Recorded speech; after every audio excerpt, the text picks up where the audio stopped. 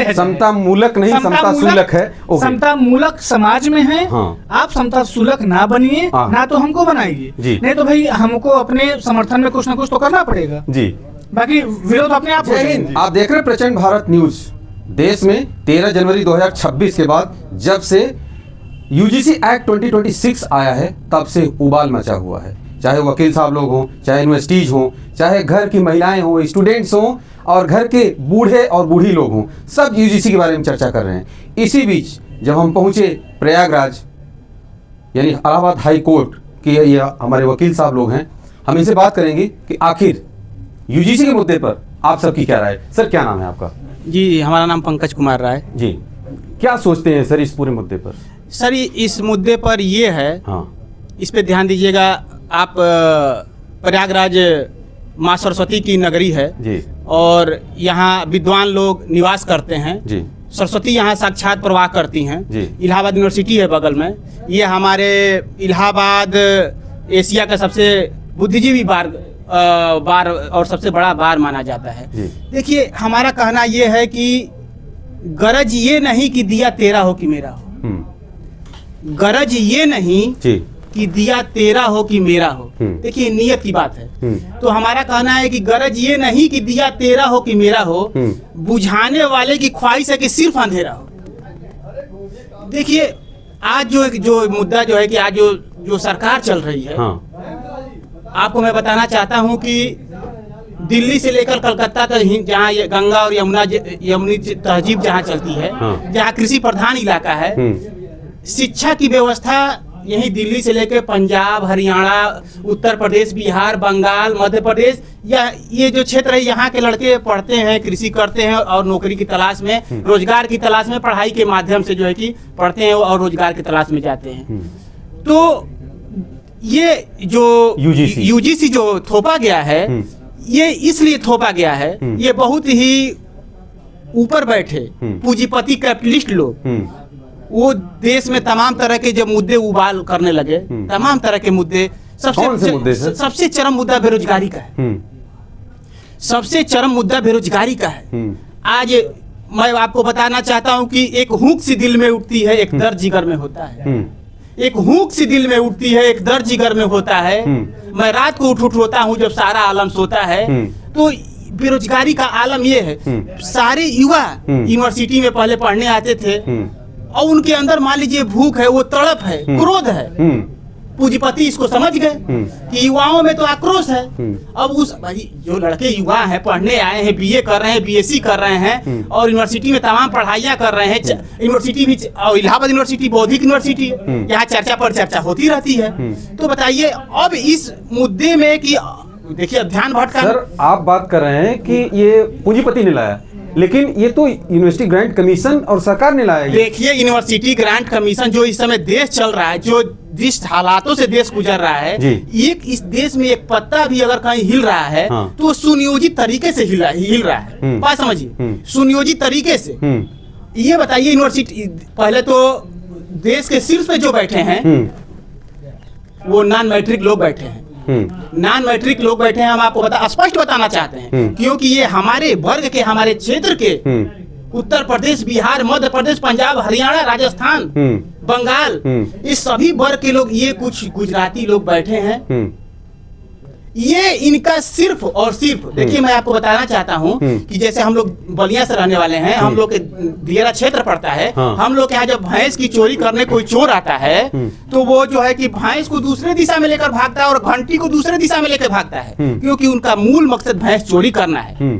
तो मेन समझ, अब देखिए, अब सारे मुद्दे पहले ये लोग हिंदू को लड़ाए, हिंदू को लड़ाए, फिर मंदिर मुद्दा, तमाम मुद्दे। अब ये मुद्दा ये लोग पकड़ लिए कि भाई युवा जो है कि ये बेरोजगारी है, युवा जो है कि आक्रोशित है अंदर से। अब उसमें ये लोग जो है कि उसमें पेट्रोल डाल दिए हैं। अब एफआईआर दो पक्ष में, ये तो जानते हैं, कोई दो पक्ष में, जो कोई इधर जाएगा कोई इधर जाएगा। इसमें नफरत, मतलब कि नफरत की राजनीति करने वाले लोगों का इसमें फायदा है। और ये हम आपके माध्यम से जो बौद्धिक युवा, इनको संदेश देना चाहते हैं कि इसमें जो है कि इसको सचेतना के साथ, संवेदनशीलता के साथ सोचने की बात है कि ये युवाओं को भड़काने की, बरगलाने की कोशिश है। मैं आपके माध्यम से बताना चाहता हूं कि हिंदुस्तान बना मत देना, लाशों पर इंसानों की और कथा कलंकित हो जाएगी पुरखों के बलिदानों की। अभी हम लोगों ने 26 जनवरी मनाया है, हमारे महापुरुष, हमारे महान अधिवक्ता लोगों ने, हम लोग कहते हैं कि इस देश को किस व्यवस्था से लाए, कि इस देश को किस तरीके से हम लाए हैं, तूफान से किश्ती निकाल के मेरे देश को रखना, मेरे बच्चों संभाल के। तो ये उन लोग। वकील साहब, आप ये कह रहे हैं, बहुत अच्छी शायरी कह रहे हैं, लेकिन सरकार और यूजीसी ये कह रही है, जो जिस हिसाब से लाया गया है, कि हम तो जो सालों साल से चली आ रही जो दुराचार और लिंग भाव भेद के आधार पर, स्त्री पुरुष के ऊंचे नीचे के आधार पर जो भेदभाव हो रहा था, जो इतनी परसेंट जो यानी घटनाएं बढ़ी हैं यूनिवर्सिटीज में, उसको हम ठीक करने के लिए लाए हैं। ये बताइए भैया, हम जिससे मैं आपसे बात कर रहा हूँ, हमारे हृदय की गहराइयों के करीबी आशीष पाल जी हैं, हमारे सीनियर शैलेश यादव जी हैं जी। क्या हम लोग बैठे हैं इसमें, क्या इसमें दोनों लोगों में विषमता दिखाई दे रही है, और क्या हृदय द्वेष है क्या इन लोगों में? हम लोग ये द्वेष पैदा करने की कोशिश की जा रही है। हम लोग यूनिवर्सिटी में जाते थे पढ़ने के लिए, हम लोग जाते थे पढ़ने के लिए, एक टिफिन लेके जाते थे, उसमें से उसके टिफिन में से वो खाते थे, उसके टिफिन का बंटवारा। बताइए, युवाओं बच्चों का हृदय कोमल होता है, वो टिफिन का बंटवारा करने की। अभी भी आप लोग एक केबिन में सब कोई खाते हैं? सभी लोग हैं, सभी लोग एक साथ खाते हैं। हाँ। अभी हम लोग एक साथ सभी लोग खाते हैं। ये नफरत की राजनीति है। नफरत की राजनीति करने वालों के लिए ये यूजीसी उनका फायदा। आप कह रहे हैं कि जो युवाओं को रोजगार चाहिए, उसके बदले में ये दे दिया गया है कि वो छोड़कर इसमें लड़ाई करो। हाँ, बस यही है, वही मूल है। आप यही कह रहे हैं? यही है, यही मूल है जी। यही मूल है कि जो युवा जो है कि जो आज रोजगार की मांग कर रहे थे, अपने हक की मांग कर रहे थे, उस मुद्दे से भटक जाए। यही मूल है, यही मूल है। और आपके माध्यम से मैं एक बार और बता देना चाहता हूँ, नरेंद्र मोदी जी की सरकार चल रही है, 14 साल से चल रही है, 14 साल से चल रही है। अब ये बताइए, इसमें इन लोगों की राजनीति ये भी है कि जो योगी जी का कद बढ़ रहा है, इस योगी जी के कद को काटने के लिए गुजरात यूजीसी लाया गया। वकील साहब, आपका क्या नाम है? मेरा नाम आशीष कुमार पाल जी। सर, आशीष सर, ये बताइए कि क्या है आपका इस पूरे मुद्दे पर आपकी क्या राय है? यूजीसी जो है बहुत कोई अलग चीज नहीं है। जैसे सरकार ने सरकार की जो मंशा है कि समाज में जो विभेद हो रहा है, उस विभेद को हम समान रूप से जो समानता लाना चाहते हैं, कोई नया चीज नहीं है। हमारा संविधान जब 1950 में जब लागू हुआ, तो जब संविधान का सारी चीजें आई, तो उसमें एक आर्टिकल 17 है, अस्पृश्यता का अंत। वो जो है संविधान ने तो पहले ही कह दिया कि जो है आज से 70 लगभग जितना 1950 से लेकर अब तक। वकील साहब, क्या ये जो SC/ST में जो फर्जी जो केसेस हो रहे हैं, वो जो सवर्ण कैटेगरी के लोग हैं, वो यही कह रहे हैं कि यही सेम इसमें किया जाएगा जो ये सरकार या यूजीसी जो लेकर के ये नया नियम लेकर आई है। आप क्या राय रखते हैं सर इसमें? SC/ST में? हाँ, SC/ST को जोड़ रहे हैं, इससे कंपेयर कर रहे हैं कि जैसे उसमें फर्जी लगा करके 95% या जो भी कह रहे हैं 95% पर जो केसेस हैं SC/ST की फर्जी लगाई गई हैं। जैसे रोहित बिमूला की यूनिवर्सिटीज वाले देते हैं, इधर जो विष्णुकांत तिवारी की देते हैं कि 20 साल से वो जेल में सड़ रहे थे, उसके बाद जब निकले तो बोले गलत था। ये गलत क्या है कि जैसे देखिए, हमारा तो ये है जी कि जो है एक्ट, इस एक्ट में एक वो है, एक समिति बनी हुई है। हाँ, और मेन चीज जो जैसे सवर्ण लोग या जनरल लोग जो है विरोध उसका है, तो सबसे बड़ी चीज है कि जो समिति है, उस समिति में इनको नहीं रखा गया है। भाई, समानता तब होती है, आप चाहते हैं किसी के साथ अन्याय ना हो। हाँ, अन्याय ना हो, किसी के साथ अन्याय ना हो, किसी के साथ अन्याय ना हो, किसी के साथ अन्याय, चाहे वो किसी भी कैटेगरी का हो, चाहे वो किसी भी, आप यही चाहते हैं ना। और एक चीज देखिए, उस समिति में केवल सवर्ण को हटा करके सारे लोगों को रखा गया है जी। तो इनकी भी तो सुनने के लिए तो कोई होना चाहिए ना जी। देखिए, हमारे आशीष भाई जी बताए हैं, बहुत अच्छी बात कहे हैं कि जब संविधान लागू किया गया, उस समय हमारे विद्वान, हमारे अधिवक्ता लोग जो लोग लगाए हैं, उन्होंने आर्टिकल 70 का जिक्र किया, बहुत ही अच्छा। इसमें समान, उसमें अस्पृश्यता, और उसको तो पहले से ही वो किया गया। और आज हम वकील लोग जो आज मुकदमे में जो आज फैमिली कोर्ट की भीड़ दिखाई दे रही है, जो आज SC/ST कोर्ट की भीड़ दिखाई दे रही है, ये प्रैक्टिकल, ये जब कानून जब लागू होता है, समाज में कितना विध्वंसकारी होता है, इसका परिणाम इसको लगाने वाले सोच नहीं रहे हैं। इस पर हमको ज़्यादा कमेंट नहीं करना है कुछ, इसलिए कि सब विद्वान लोग जी सर, क्या नाम है आपका? बोल ही रहे हैं और उसके साथ साथ सरकार अपना काम कर ही रही है जी।